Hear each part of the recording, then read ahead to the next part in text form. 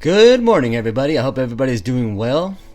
It's Monday. We are entering a new week, the end of the month, and it's a great thing. You know what I mean? We're heading into fall, which is another thing. I don't know if you guys know this, but the National Guard and the walls that allegedly don't work. Right? We've heard it all from 2015-16, right? Donald Trump saying he wanted to build a wall on the southern border to help Americans retain their birthright of freedom and American prosperity and the American dream, right? But walls don't work, they would proclaim, right? We need to build bridges and not walls. We need to let everybody in. Open society, they would say, right? Well, not just so second here. Now that they had a smashed window and a broken door and a plaque and some stuff stolen out of their offices, now they understand, hey, walls, they do work, right? That's why the Capitol is all fenced off and looking worse than Iraq ever did, right? They got 6,000 National Guardsmen there dilly-dallying around all day, not really knowing what they're doing, right? But they're there, show of force, right? But yet our southern border is porous as hell. Anybody can just come on in. It's all open for business, right? But we're locked down to the fullest. We're more locked down than Alcatraz has ever been, than Supermax. But they can, if you come on in the border and just say, hey, you're Ricky retarded, you gotta believe you and just let y'all in. It don't matter who you really is or anything, right? So what is really going on here? Well, we don't really know, right? And maybe that's what it's all about. I don't know. What do I really know? I thought the government, the public servants, was supposed to give us some service and actually tell us what's going on. But they ain't really doing that, is they? Well, I guess that's why they leave stuff open for what? A Andrew Cuomo would say, who's in the hot seat right now, would say, let's leave it a void for misinformation, for conspiracy theories, they would say, right? Well, if they were good leaders, if they had good leadership, like the USN Mercy ship that was in New York for the COVID that Donald Trump provided at the request of Andrew Cuomo, the governor, the love gov as he's known, right? Right. Well, he had the USN ship Mercy, which is a big hospital ship, right? And we even got one to Long Beach, right? Well, it wasn't used. You had Samaritan's Purse, right? Billy Graham, and you had Franklin Graham, his son, out there helping out, right? You had Joblin huts, right? You had the U.S. Army Corps of Engineers out there building stuff up, never to be used by the Love Gov Andrew Cuomo, but this great openness and wisdom. Why is that, huh? Because he was too busy filling a void writing a book, y'all, about his great leadership. He was winning an Emmy. He was taking his mommy out of a nursing home. He was getting emergency powers given to him by the state legislature of New York, right? Which he then used to lock everybody down, change the primary for New York for the presidential election, and then had a mandate that if you were an old person, you have COVID-19, right? You went to the hospital, you were going right back to where? That nursing home. And getting all the rest of those people sicker than a dog. And that's probably why they died like a dog on the streets of New York City, folks. Right? With great leadership of Andy Cuomo there, right? Well, if you did speak out about that, if you were a New Yorker and you spoke out about that, you probably were silenced by his aggressiveness, right? He said he wasn't that aggressive enough for going after all that, right? Well, I don't think he understands. I don't think a lot of these people understand. Aggressiveness is bullyism. Aggressiveness is violence. It's belligerence. It's not a good thing. You need assertiveness to be a good leader, right? That's what would leave a not a good void for all this kind of stuff. You need assertiveness, which is not aggressiveness. It can almost look and sound like you're being aggressive if you're being assertive, but it's not the same thing. And that's why you have a lot of these people who go out there and they portray themselves very well, like Andrew Cuomo and stuff, right? But he has his little minions, right? Which is plausible deniability. Like I said, he had a mandate. He had a mandate for 2 months that if you were sick like that, an old person, you were going back in that old folks' home and killing, which they then hid, right? Because you had they had an investigation going on by the Trump DOJ, not Trump himself, going, we want to know what's going on over there. It was Bill Barr's DOJ, run by the civil rights section of that, going, hey, we're looking into a couple of these states, not just yours. It wasn't just targeting Andrew Cuomo, right? They wanted to know what was going on in a few of these states because there was a little bit of hinkiness going on, maybe. And they just wanted to squelch that if there was, right? Well, they said, and they've been caught now saying, well, you know what we got to do, right? Because we don't want an investigation to happen if we give them these numbers, which subconsciously tells you maybe they were doing something. They knew what was wrong, right? But now they can't even admit it, which is bad leadership as well. Just so you know. You always should admit you're wrong when you're wrong. Everybody, this is a forgiving country. Americans are the most tolerant, forgiving people there is on the planet.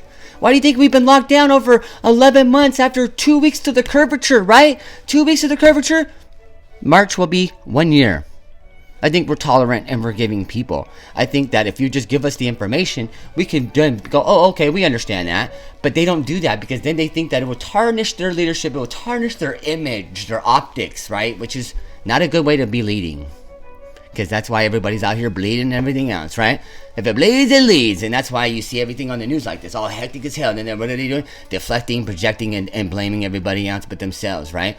If you point the finger, what happens? Look, I got 1, 2, what? That's 3 more pointing right back at me, folks. That's crazy, right? So that tells you right there, introspection matters, right? And you shouldn't be writing a book while you're doing all that kind of stuff. You didn't see you didn't see Patton or MacArthur or even Rob O'Neill, who killed Osama bin Laden. You didn't see him writing a book as he was shooting, doing that stuff, right? No.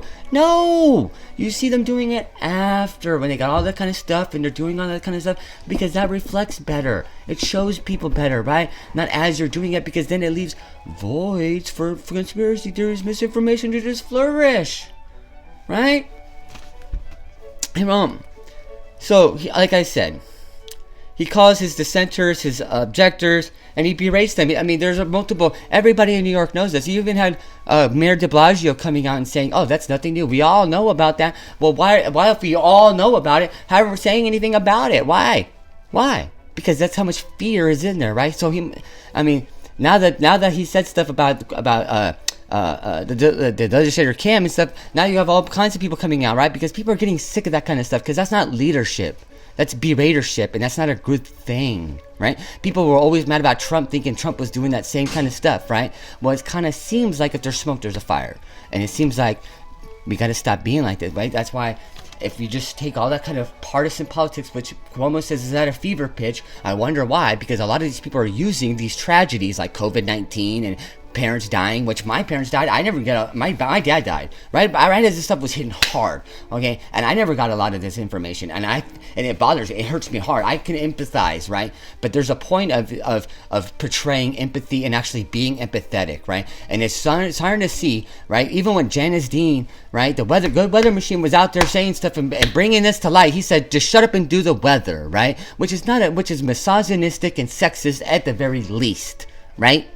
So can we all agree on that? I think we can all agree on that, right? And so I think that, when you are trying to cover this kind of stuff up, it's not a very good thing. And when he says people died, it doesn't matter if they died at the hospital. It doesn't matter if they died at the old folks' home, or if they died, like I said, a dog in the street, right? Well, it does matter, Andrew. It matters for scientific matters. Just like when they're saying the Wuhan virus or the Chinese virus didn't come from China or whatever because it was leaving that area, right? Or it didn't come from bats. Even the World Health Organization is under fire scrutiny because they said that the Chinese virus couldn't come from human to human contact, right? Well, why do they keep saying it came from bats, but it didn't come from the Wuhan lab, right? Well, because if you look at it, right, I'll tell you how. If you look at it, bats fly about 325 miles in their prime time, right? If they had to go for work, food, shelter, whatever, they will go fly about that, right? But Yunnan province from Wuhan is 1,172 miles, right? That's about the distance of Seattle to San Diego, okay? That's far for even bats to be flying in caves and everything else. And about wintertime, like I said, February, whatever, that was about their, right? They're not going to be doing all that. They're going to be hibernating. They're going to be trying to, if they do leave, it's going to be just be around their little area for food and water, right? Right? So, but so even from Seattle to San Francisco is about 807 miles. So that's okay. That just to give you some kind of a distance scale of this kind of stuff. So what had to have happened, okay? Because, and why I think, in my opinion, why they don't want to keep saying it happened from this Wuhan lab is because even Obama, right, in his administration, shut down that research. He shut down that lab and said that research is just not true. We can't have that here. I don't think so. We got to shut that down right now. And they did. At least he thought he did, right? But it gets on going. They get on doing without their knowledge, right? Which is another thing, probably why they're just like Andrew Cuomo, hiding the numbers and everything else, and then trying to deflect and saying it doesn't matter.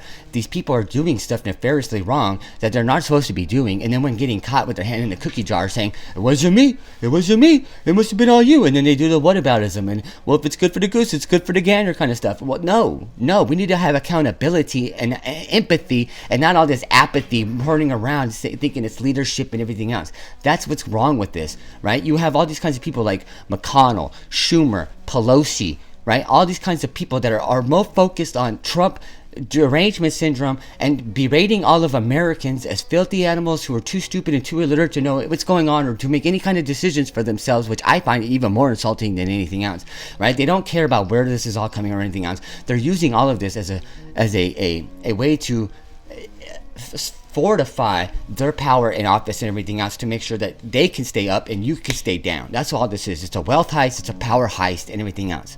Right? It's a freedom heist. They're taking our freedoms from us, just like when 9/11 happened, when we had to take our shoes off to go to an airport. Now it's going to be happening worldwide, everywhere you want to go. That's why even Pelosi has it in Congress now. If you want to, even lawmakers, if they want to go and vote, they have to go through metal detectors. The TSA is going mainstream because they don't trust any of us, which tells you they don't even trust their dang selves. Why would we listen to people like that? That, to me, that's insanity, folks. Right?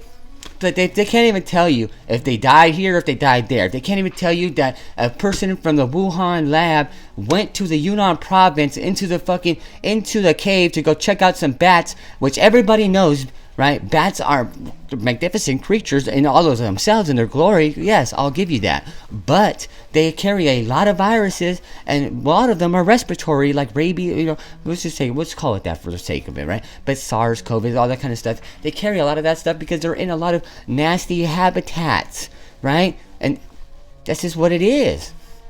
So why would you go there knowing this kind of stuff, right? Well, because they want to do some weird research.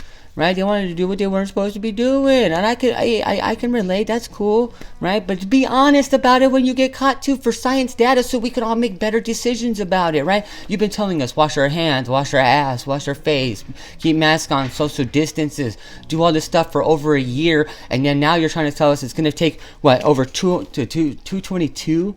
223, 224. I mean, when is this going to ever end? When are you going to start trusting us to actually start making the decisions, right? It's almost like a parent who's keeping you into their home well into your 60s, whatever, because they don't trust that their parental skills were good enough for you to go out and fly like a little birdie, right? Because a birdie at some point will kick you out that nest and be like, fly or die, motherfucker, right? But these people don't trust you enough. They don't, right? Which says more about their lack of leadership than the actual real leadership. These people should be trusting you to make good decisions. They should be trusting you. Hey, we gave you all the scientific data, right? Now we should see what you guys do with it, right? But they don't, which says a lot more, in my opinion. These are just my opinions, right?